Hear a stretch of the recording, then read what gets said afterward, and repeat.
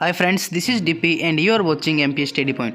दोस्तों, अभी नेपाल से बहुत ही एक शानदार अपडेट निकल के आ रही है। जी हाँ दोस्तों, नेपाल के द्वारा देश की सबसे ऊंची इमारत का निर्माण कार्य शुरू कर दिया गया है, जिसे काठमांडू व्यू टावर के नाम से जाना जाएगा। और दोस्तों, जैसे ही नेपाल के अंदर इस व्यू टावर का निर्माण कार्य पूरा हो जाता है तो उसके बाद ये नेपाल देश की सबसे ऊंची और सबसे सुंदर इमारत होने वाली है। तो चलिए दोस्तों, देखते हैं क्या है इसकी पूरी अपडेट और इसका निर्माण कार्य कहां पर किया जा रहा है, और ये देश की सबसे ऊंची इमारत जो बनने जा रही है इसका डिजाइन किस प्रकार होने वाला है और इसका निर्माण कब तक पूरा कर दिया जाएगा, इस पर हम पूरी चर्चा करने वाले हैं। तो आप वीडियो के अंत तक बने रहें। साथ ही अगर आप इस चैनल पर नए हैं तो चैनल को सब्सक्राइब करके बेल नोटिफिकेशन कर लें, ताकि प्रत्येक अपडेट आप तक पहुंच के सबसे पहले। तो दोस्तों, वैसे तो नेपाल दुनिया के सबसे सुंदर देशों के अंदर गिना जाता है और नेपाल के अंदर ऐसी बहुत सी जगह है जो नेपाल के अलावा हमें पूरी दुनिया में और कहीं भी देखने को नहीं मिलती है। और दोस्तों, नेपाल में ऐसी ऐसी जगह है, ऐसे ऐसे मंदिर है, ऐसे ऐसे पर्यटन स्थल है जो पर्यटकों का मन मोहने का काम करते हैं। लेकिन दोस्तों, हाल ही में काठमांडू के अंदर व्यू टावर का निर्माण कार्य शुरू कर दिया गया है।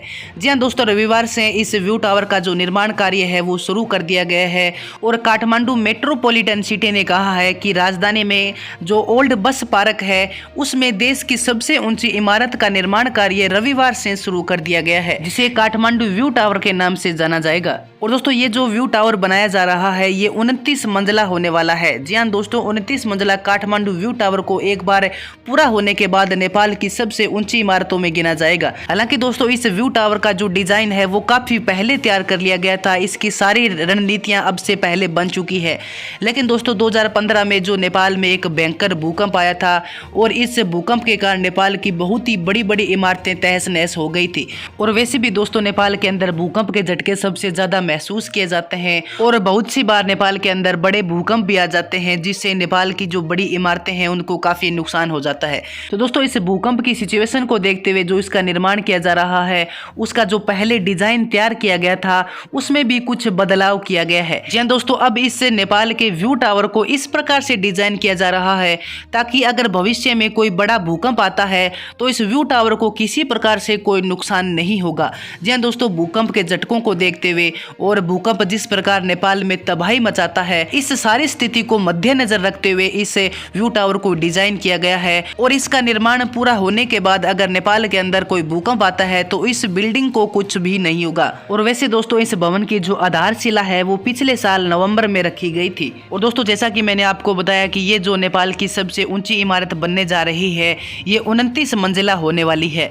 लेकिन दोस्तों, मैं आपको बता दूं कि इस इमारत का निर्माण 2 चरणों में किया जाएगा, जिसमें पहले 12 मंजिलों को तैयार किया जाएगा और उसके बाद बची हुई 17 मंजिलों को भविष्य में तैयार किया जाएगा। यानी 12 मंजिल जैसे ही कंप्लीट हो जाती है उसके कुछ समय बाद बची हुई 17 मंजिलों को भी उसके ऊपर जोड़ दिया जाएगा, क्योंकि दोस्तों अभी तक सबसे पहले 12 मंजिला इमारत के ब्लूप्रिंट को ही मंजूरी दी गई है। क्योंकि दोस्तों, इस बिल्डिंग का निर्माण कर रहे इंजीनियरों ने कहा है कि इसके नियमों में कुछ बदलाव किया गया है और उसका जो मूल डिजाइन पहले तैयार किया गया था उसमें भी कुछ बदलाव किया गया है। और इसी के चलते अभी तक केवल 12 मंजिला इमारत को ही मंजूरी मिली है। उसके बाद जैसे ही ये मंजिलें पूरी हो जाती है तो भविष्य में बची हुई 17 मंजिलों को इसके ऊपर जोड़ दिया जाएगा। हालांकि जो इसका निर्माण है वो 2 चरणों में पूरा होने वाला है। इसके अलावा दोस्तों, अगर हम बात करें कि नेपाल की सबसे ऊंची इमारत कब तक बनकर तैयार हो जाएगी और इस पर कितना खर्चा आने वाला है, तो दोस्तों मैं आपको बता दूं कि नेपाल की जो सबसे ऊंची इमारत बनाई जा रही है उसे बनाने में 5 साल लग जाएंगे। जी हाँ दोस्तों, 5 साल के बाद इस बिल्डिंग को पूरी तरह से तैयार कर दिया जाएगा।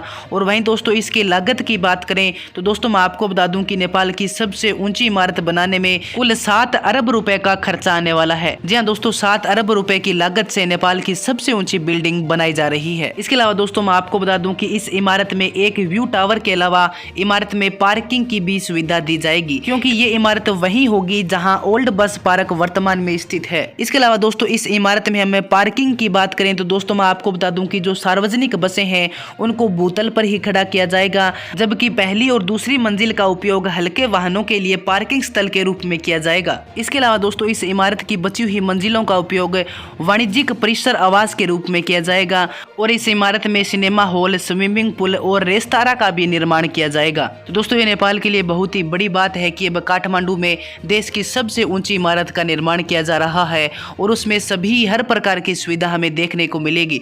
और सुविधा की अगर हम बात करें तो दोस्तों इसमें पार्किंग की भी सुविधा दी जाएगी, सिनेमा हॉल, स्विमिंग पूल और रेस्तारा का भी इसमें निर्माण किया जाएगा। और ये दोस्तों नेपाल की सबसे ऊंची और सबसे सुंदर इमारत होने वाली है, जिसको आने वाले 5 सालों में पूरी तरह से तैयार कर दिया जाएगा। इसके अलावा दोस्तों नेपाल की सबसे ऊंची इमारत के बारे में आपकी क्या राय है, आप मुझे कमेंट सेक्शन में जरूर बताएं।